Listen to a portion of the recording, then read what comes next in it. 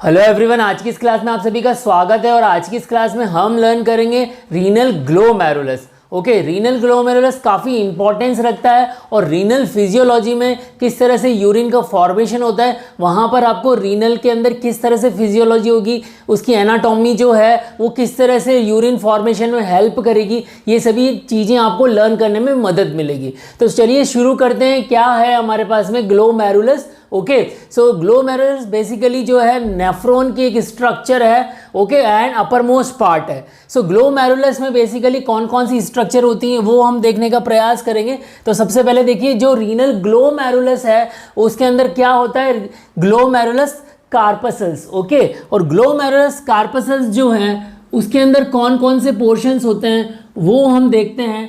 Okay, सो glomerulus corpuscles दो चीज़ों से मिलकर बना हुआ है। एक तो बना हुआ है ग्लोमेरुलस और दूसरा बना हुआ है Bowman capsule. So first one is glomerulus, okay, और दूसरा बना हुआ है बोमन कैप्सूल। Okay, clear. अब यहाँ पर सबसे पहले हम ग्लोमेरुलस की स्ट्रक्चर को लर्न करेंगे और उसके बाद फिर हम बोमन कैप्सूल की जो स्ट्रक्चर है वो किस तरह से फिजियोलॉजी में इंपॉर्टेंस रखती है उसको लर्न करेंगे। तो सबसे पहले यहाँ पर देखिए, जो ग्लोमेरुलस है उसके अंदर हमारे पास में दो स्ट्रक्चर हैं। क्लियर। सो दो कौन कौन सी स्ट्रक्चर हैं ग्लोमेरुलस के अंदर, एक तो ग्लोमेरुलस कैपिलरीज हैं, ग्लोमेरुलस कैपिलरीज। ओके, एंड दूसरा जो स्ट्रक्चर है वो कौन सी स्ट्रक्चर है, that is glomerulus basement membrane. Okay, GBM, glomerulus basement membrane. So चलिए यहाँ पर आप देखिए, ये जो पूरा स्ट्रक्चर हमने बनाया है ये बोमन कैप्सूल विद ग्लोमेरुलस बनाया, means this is whole structure basically known as a glomerulus corpuscles. यहाँ से लेकर यहाँ तक की जो स्ट्रक्चर है ये ग्लोमेरुलस कार्पसल्स है। इसी के अंदर हमारे पास में ग्लोमेरुलस है और बोमन कैप्सूल है। Clear everyone. सो यहाँ पर आप देखिए, सबसे पहले हम देखते हैं, यहाँ पर देखिए this is the blood vessels, और ब्लड वेसल्स में अफरेंट आर्टीरियोल्स है। ये कौन सी afferent arterioles, then this is a capillary junction, tuft capillaries, and this portion is efferent arterioles. Okay, efferent arterioles A से स्टार्ट हो रही है, ए नेम से स्टार्ट हो रही, तो आप इसको याद रखिए, ए मीन्स आने वाला, ए मीन्स आने वाला। सो आने वाली जो ब्लड वेसल्स है जो कि इसमें ब्लड लेकर आ रही है कार्पसल्स में, वो कौन सी है, एफरेंट आर्टीरियोल। कभी कभी ये क्वेश्चन भी आपके नीट में जीपैट में पूछा जाता है कि जो कौन सी ब्लड वेसल्स जो है वो ब्लड लेकर आती है ग्लोमेरुलस में। ओके, तो आपको याद रखना है एफरेंट आर्टीरियोल्स। और कौन सी ब्लड वेसल्स ब्लड लेकर जाती है, तो इफरेंट आर्टीरियोल्स। ओके, शुरुआत ए फॉर ABCD से होती है, यहाँ पर ए आ रहा है और यहाँ पर आने वाला कौन है, ए। तो इस तरह से आपको लर्न हो जाएगा। क्लियर। तो नाउ यहाँ पर आप देखिए एफरेंट आर्टीरियोल है और this whole portion is basically है glomerulus tuft capillaries. Okay, so ये टफ्ट जो कैपिलरीज है, नेटवर्क है कैपिलरीज का। Okay, this is the network. तो ये पूरी बॉडी में एकमात्र ऐसा एग्जाम्पल है जहां पर आर्टीरियोल्स जो है डायरेक्टली कैपिलरी में अपना ब्लड फेड कर रही है और कैपिलरीज फर्दर फिर डायरेक्ट जो ब्लड है वो आर्टीरियोल्स में फेड कर रही है। तो ऐसा और कहीं एग्जाम्पल आपको नहीं मिलेगा, केवल और केवल किडनी के अंदर इस ग्लोमेरुलस वाली स्ट्रक्चर नेफ्रॉन के अंदर ही आपको ऐसा देखने को मिलेगा। तो यहाँ भी ये क्वेश्चन पूछा जाता है, in body which is the position where arterioles fed blood to the capillaries. तो वहां पर किडनी, नेफ्रॉन, इस तरह से ऑप्शंस आएंगे, तो उसमें आपको करेक्ट ऑप्शंस को करेक्ट करना है। Clear everyone. अब यहां पर आप देखिए, ये हमारी जो स्ट्रक्चर है this is what, glomerulus. Okay, so these red colour में जो मैंने आपके सामने स्ट्रक्चर्स बनाई हैं, ये हमारे पास में किस तरह की स्ट्रक्चर होगी, ग्लोमेरुलस कैपिलरीज। यहां पर आप देखिए, मैं आप सब लोगों के सामने ये स्ट्रक्चर लेके आया हूं बोमन कैप्सूल की। ओके, सो येलो कलर में जो है पूरा जो है ग्लोमेरुलस कार्पसल्स है, और ये जो रेड कलर की स्ट्रक्चर है वो कौन सी हो गई, बोथ रेड कलर स्ट्रक्चर जो है वो कैपिलरीज हो गई। Clear everyone. ओके, सो यहाँ पर आप देखिए, ये जो कैपिलरीज हैं वो किस तरह से होती हैं। सो कैपिलरीज की अगर आप स्ट्रक्चर देखोगे, look at this, these capillaries, okay ये जो कैपिलरीज हैं ये बेसिकली एंडोथीलियल लाइनिंग होती है। इसमें किस तरह की लाइनिंग होती है? Endothelial lining, okay. सो ये एंडोथीलियल अगर लाइनिंग है इसके अंदर, तो एंडोथीलियल लाइनिंग जो है वो किस तरह की होती है? तो यहां पर देखिए ये फिनस्ट्रेटेड होती है। किस तरह की होती है? These are fenestrated, okay. इनको नाम क्या देंगे हम? Fenestrated, okay. इनको फिनस्ट्रेटेड कैपिलरीज भी बोलते हैं। फिनस्ट्रेटेड का मतलब क्या होता है वो आप देखिए। ये एंडोथीलियल लाइनिंग है। अब इस एंडोथीलियल लाइनिंग के अंदर पोर होंगे, मतलब कि होल होंगे। सो पोर का मतलब क्या हो गया? एक तरह से यहां पर आप देखिए इस तरह से ये दरवाजे की तरह ये स्ट्रक्चर हो गई, क्लियर। सो इस तरह से यहां पर मिलियंस ऑफ पोर्स होते हैं, ओके, क्लियर। सो इस पोर को आप देखिए ये किस तरह से पोर हो गए। सपोज करिए ये एंडोथीलियल फिनस्ट्रेटेड कैपिलरीज हैं और यहां पर आप देखिए लुक एट दिस, ये पोर हो गया इसमें और यहां पर ये पोर हो गया and then again look at here, this is the pore. तो यहां से इन दोनों ही पोर से कोई भी मटेरियल पास हो सकता है, बट इसकी एक साइज स्पेसिफिक होगी। तो कौन सी साइज जो है वो फिनस्ट्रेटेड कैपिलरीज जो होती हैं वो पास ऑन करती हैं, वो आप देखिए। लुक एट हियर, यहां पर 50 to 100 नैनोमीटर रेंज के जो डायामीटर के पार्टिकल होते हैं, 50 to 100 नैनोमीटर डायामीटर रेंज के पार्टिकल को ये पास ऑन करती हैं, क्लियर एवरीवन।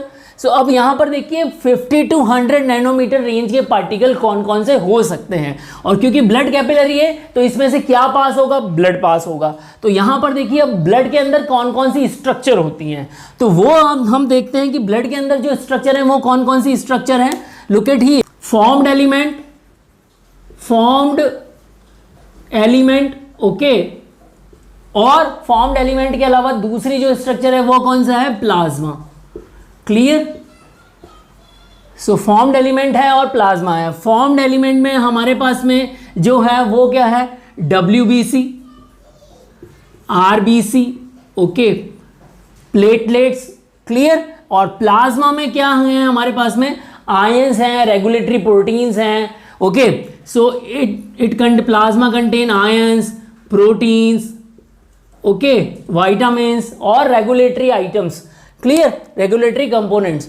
तो यहां पर जो फॉर्म्ड एलिमेंट है इनकी साइज माइक्रोन में होती है, और माइक्रोन साइज तो नैनोमीटर साइज से बड़ा होता है। इसका मतलब जो WBC और RBC अगर यहां पर आएगी तो वो इससे पास नहीं होगी, तो वो वापस रिटर्न बैक हो जाएगी। जबकि अगर प्लाज्मा के अंदर जो कंपोनेंट्स हैं, प्लाज्मा के अंदर वाटर भी है, आयंस भी हैं, प्रोटीन्स भी हैं, तो प्लाज्मा के जो कंपोनेंट होंगे वो इससे पास हो जाएंगे, क्लियर एवरीवन। ये बात आप लोगों को समझ में आ गई। प्लाज्मा के जो भी कंपोनेंट्स होंगे वो फिनस्ट्रेटेड कैपिलरी से पास हो जाएंगे। तो ये जो हमारा पहला कैपिलरीज का जो फिल्टर था, ग्लोमेरुलस की जो कैपिलरी का जो पहला फिल्टर है वो 50 to 100 नैनोमीटर रेंज का है। समझ में आ गया? तो यहां पर हम पहली बार फिल्टर कुछ कर रहे हैं, क्लियर एवरीवन। तो ये तो हमारी स्ट्रक्चर हो गई ग्लोमेरुलस कैपिलरीज की, क्लियर। यहां तक आपको समझ में आ गया। अब आगे बढ़ते हैं। यहां पर आप देखिए, यहां पर मैंने जो आपके सामने और स्ट्रक्चर बनाई है, तो ये जो रेड कैपिलरीज हैं, रेड कलर में जो मैंने शो किया, उसके नीचे मैंने आप लोगों को ब्लैक कलर की थिक लाइनिंग शो की है, क्लियर। सो यहां पर आप देखिए ये काफी थिक लाइनिंग होती है, ओके।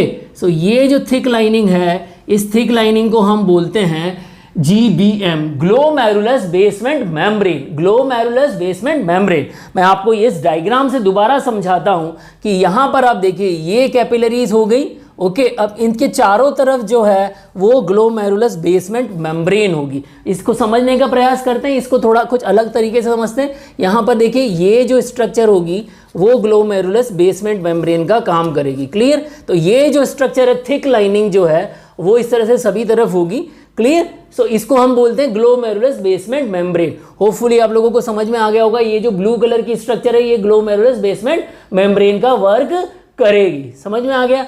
अब इसी स्ट्रक्चर को हम एनलार्ज करके देखेंगे कि इसकी स्ट्रक्चर की एनाटॉमी क्या है। समझ में आ गया किस तरह से ये GBM जो है हेल्प करेगी फिजियोलॉजी के, यूरिन के फॉर्मेशन में हेल्प करेगी। समझ में आ गया आप लोग? अब आप यहाँ पर देखिए, यहीं पर मैं आप लोगों के लिए GBM की स्ट्रक्चर बना रहा हूँ। तो यहाँ पर आप देखिए, this is the structure of GBM। Okay, so this is I making here GBM।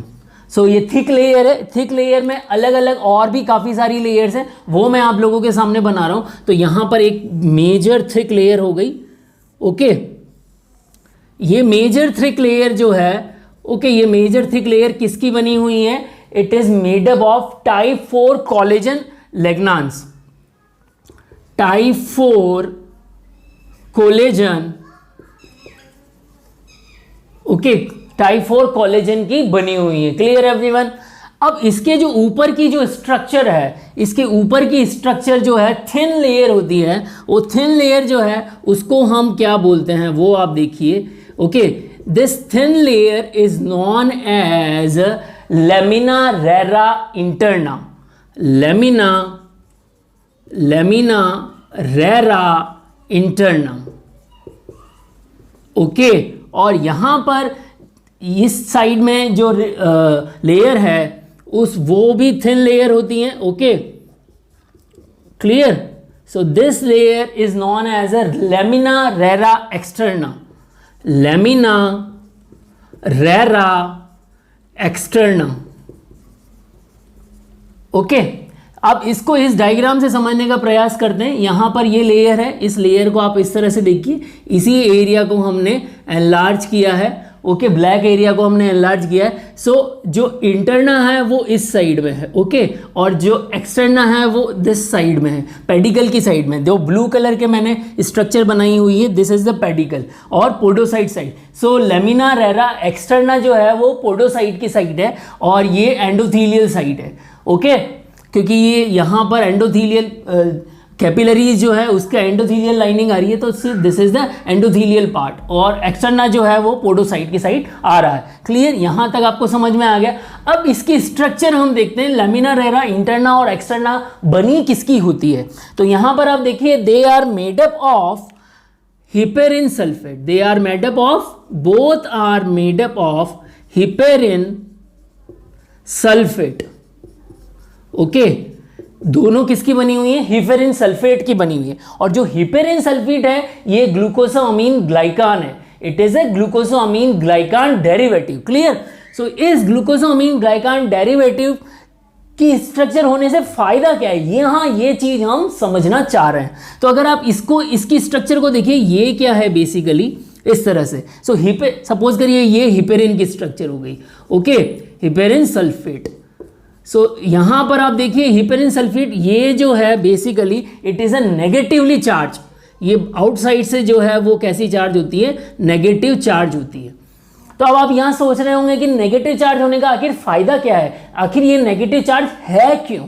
तो इसको समझने का प्रयास करते हैं हम। अगर ये नेगेटिव चार्ज होगी, ओके, क्लियर, तो यहां इस तरह से क्या हो जाएगा? नेगेटिव चार्ज आ जाएगा बेसमेंट मेम्ब्रेन पर। अब देखिए बेसमेंट मेम्ब्रेन पर अगर नेगेटिव चार्ज आ जाएगा तो यहां पर देखिए हमारे पास में प्लाज्मा के अंदर से क्या फिल्टर होके आया था। ओके, सो प्लाज्मा के अंदर से क्या क्या फिल्टर होके आए हैं? They are so many positive ion, negative ion और प्रोटीन्स। तो अगर हम प्रोटीन की बात करें, कौन कौन से प्रोटीन हो सकते हैं? Like it contain albumin, albumin हो सकता है। Okay, and globulin, globulin. So albumin and this is globulin. Okay, so globulin both are negatively charge, both are negatively charge. Clear? ये सब नेगेटिव चार्ज होंगे। इसके अलावा कुछ आयंस होंगे जो कि पॉजिटिवली चार्ज होंगे और नेगेटिवली चार्ज। तो वो आयन कौन कौन से हो सकते हैं? Like sodium ion, potassium ion, calcium ion. Okay, sodium ion and potassium ion, calcium ion, magnesium, chloride, okay, bicarbonates,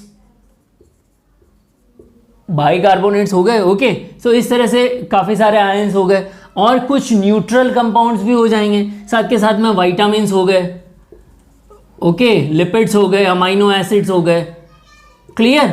सो यहाँ पर आप देखिए कौन कौन से, तो ये सब अलग अलग चार्ज के मॉलिक्यूल्स हैं। तो आप जनरली हमारा एक कंसेप्ट है कि जब नेगेटिव चार्ज से मिलता है तो वो एक दूसरे को क्या करते हैं, रिपेल करते हैं, एक दूसरे को धक्का देते हैं, अपोज करते हैं एक दूसरे। तो जैसे ही नेगेटिव चार्ज के पास आएगा तो उसका अपोज करेंगे, क्लियर। न्यूट्रल आएगा तो उससे कोई ज़्यादा कोई अपोज होगा नहीं, और पॉजिटिव अगर नेगेटिव के पास में आएगा तो वो उसको अट्रैक्ट करेगा। समझ में आ गया। तो यहाँ पर आप देखिए क्या होगा, जब नेगेटिव चार्ज यहाँ पर 50 से 100 नैनोमीटर रेंज के बीच में आ चुका है, अब नेगेटिव चार्ज यहाँ से पास ऑन होना चाहता है, क्लियर। तो इसका फायदा क्या होगा, यहाँ पर आप देखिए नेगेटिव चार्ज को यहाँ पर क्या करेंगे, जब ये यहाँ से आने का प्रयास करेंगे तो इसको हम रिपेल कर देंगे। ओके, ग्लोमेरुलस यहाँ से आना चाहता है तो इसको हम क्या कर देंगे, रिपेल कर देंगे। और जो पॉजिटिव चार्ज आयन है जनरली वो क्या हो जाएंगे, पास ऑन हो जाएंगे यहाँ से। ओके, तो ये इस तरह से पास ऑन हो गए। अब इसके अलावा न्यूट्रल चार्ज आयन होंगे, वो भी क्या हो जाएंगे, पास ऑन हो जाएंगे। Clear everyone. सो ये हमारी स्ट्रक्चर कौन सी हो गई, जीबीएम की स्ट्रक्चर हो गई, clear. So this is about GBM structure. यहां तक आप लोगों को clear. Now just look at here, visceral layer के अंदर क्या आ जाएगा, पोडोसाइट। विट्रस लेयर के अंदर क्या आ जाएंगे, पोडोसाइट। और पेराइटल लेयर जो है, रिमेनिंग जो लेयर हो गई वो आपकी क्या हो जाएगी, parietal layer. So this is podocyte. Okay, now look at here, इसको समझने का प्रयास करते हैं दोबारा से। यहाँ पर आप देखिए ये हमारे पास में क्या है, ओके, पोडोसाइट। ओके, तो यहाँ जीबीएम हो गया और यहाँ पर ये जो है this is working as a podocyte. So this green colour की जो मैंने आपके सामने स्ट्रक्चर बनाई है वो क्या हो जाएगी, podocyte. Okay, so look at here, I am making 2 podocytes. Okay, clear. तो यहाँ पर आप देखिए पोडोसाइट की आप स्ट्रक्चर देखिए, लुक एट हियर, पोडोसाइट की अगर आप स्ट्रक्चर देखेंगे तो यहाँ पर ग्रीन कलर की स्ट्रक्चर दिख रही होगी और आपको देखिए ये फूड प्रोसेस नजर आ रहे होंगे। ओके, जिग जो है वो फूड प्रोसेस होगा इसके। Just look at here, this is podocyte. Okay, ये पोडोसाइट के जो फूड प्रोसेस होते हैं वो आपको समझ में आ रहे होंगे। यहाँ पर आप देखिए ये पोडोसाइट्स हो गए। Okay, so now look at here, इस पोडोसाइट की स्ट्रक्चर को हम एनलार्ज करेंगे कि पोडोसाइट से किस तरह से हेल्प हो सकती है। सो पोडोसाइट में आप देखिए क्या होगा, this is podocyte. So like look at here, podocyte number 1, 2, 3 and 4। So they are so many podocytes. Okay, so अब यहाँ पर देखिए क्या होगा, ग्लोमेरुलस कैपिलरी से फिल्टर होगा, फिर जीबीएम से फिल्टर होके यहाँ पर जो है हमारे पास में मटेरियल आ जाएंगे। ओके, सो यहाँ पर मटेरियल आ जाएगा। अब यहाँ पर मैंने आपको पिंक कलर की और स्ट्रक्चर इसमें बताई थी, तो वही पिंक कलर की स्ट्रक्चर मैं यहाँ ड्रॉ कर रहा हूँ। ओके, ये पिंक कलर की स्ट्रक्चर क्या है वो भी मैं आप लोगों को बताऊँगा कि ये पिंक कलर की स्ट्रक्चर क्या है। So it is basically it is a protein. This protein is known as a nephrin. This protein is known as a nephrin. Okay, look at here again, ये जो पिंक कलर की structure बनी हुई है ये नेफ्रिन protein है। Okay, ये नेफ्रिन protein है, ये क्या काम आएगा अभी हम डिस्कस करेंगे। सो ये इस तरह से कनेक्टेड रहते हैं, क्लियर, इस तरह से कनेक्टेड रहते हैं। ओके, तो अब यहाँ पर आप देखिए ऊपर से जो भी मटेरियल आ रहा है फिल्टर होके वो यहाँ पर कलेक्ट हो जाएगा। ओके, इस तरह से कलेक्ट हो जाएगा।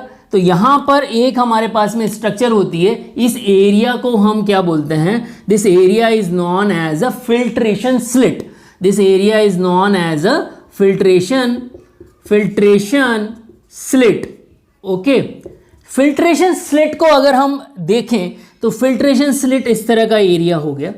ओके, और filtration slit can pass 25 to 30 nanometre diameter compound, ऐसे कंपाउंड जो कि 25 to 30 नैनोमीटर रेंज के होते हैं। यहाँ पर आप देखिए 25 to 30 नैनोमीटर रेंज के कंपाउंड ही पास करेंगे।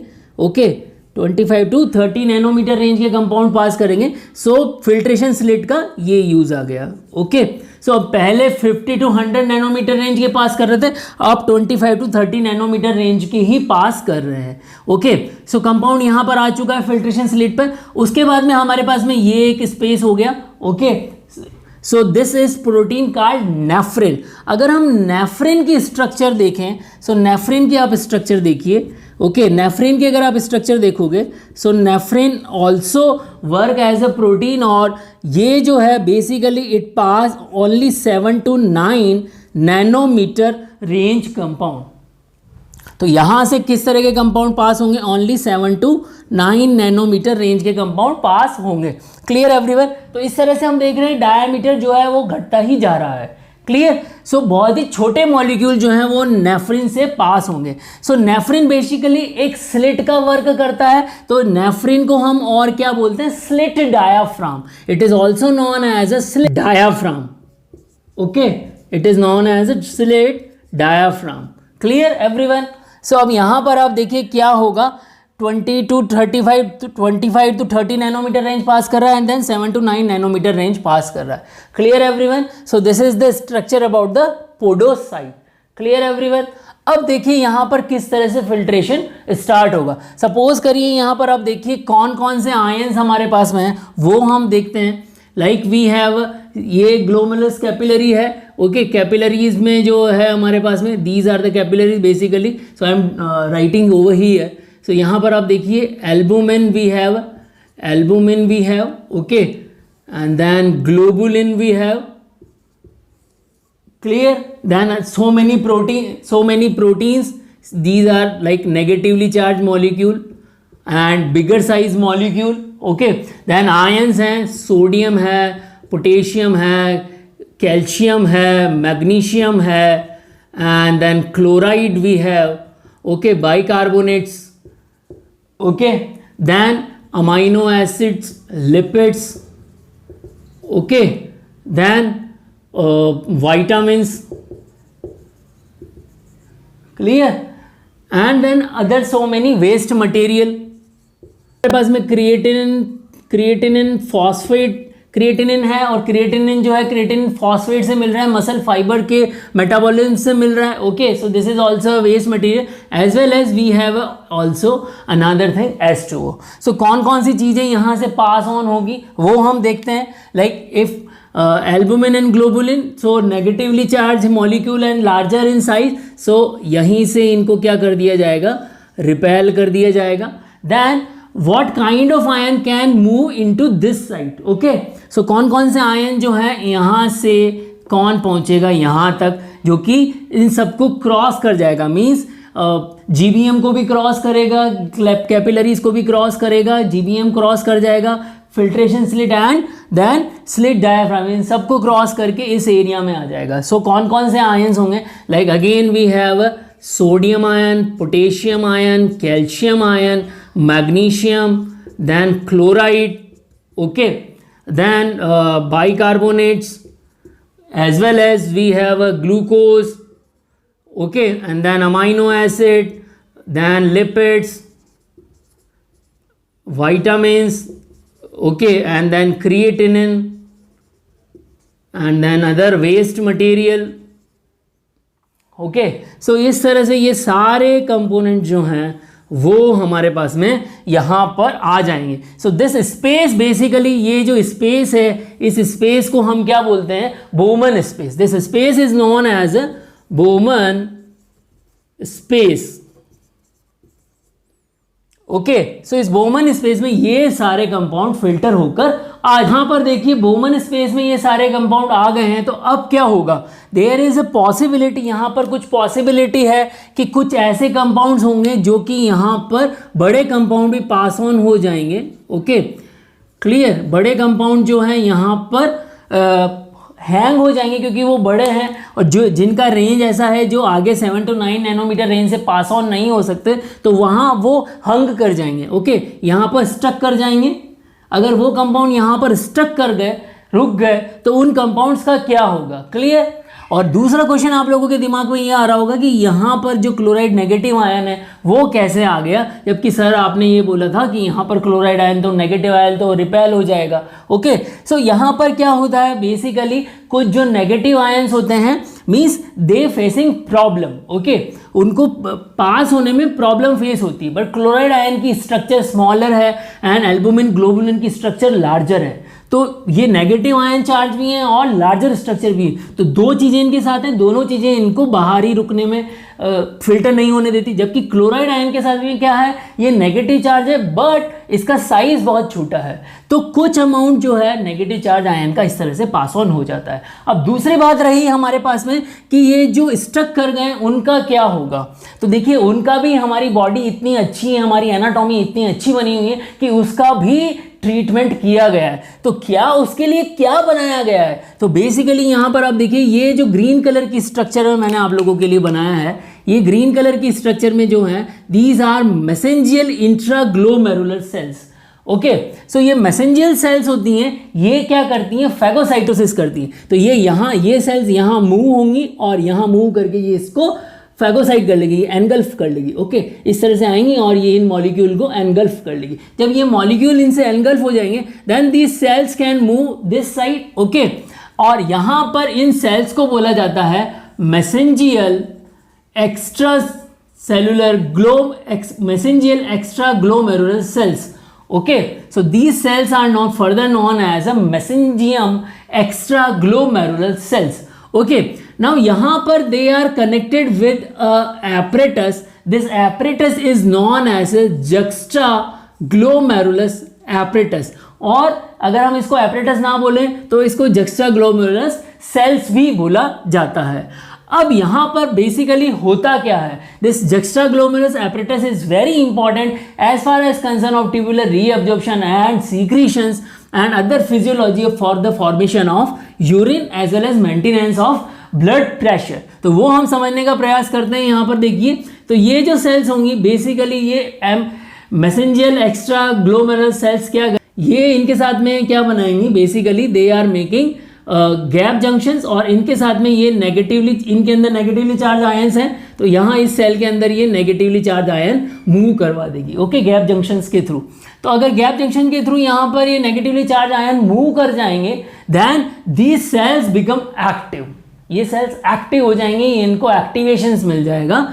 अब ये एक्टिवेशन, ये नेगेटिवली चार्ज आयन पर्टिकुलरली जो है इनको रेस्पॉन्स देते हैं और एक्टिवेशन में हेल्प करते हैं।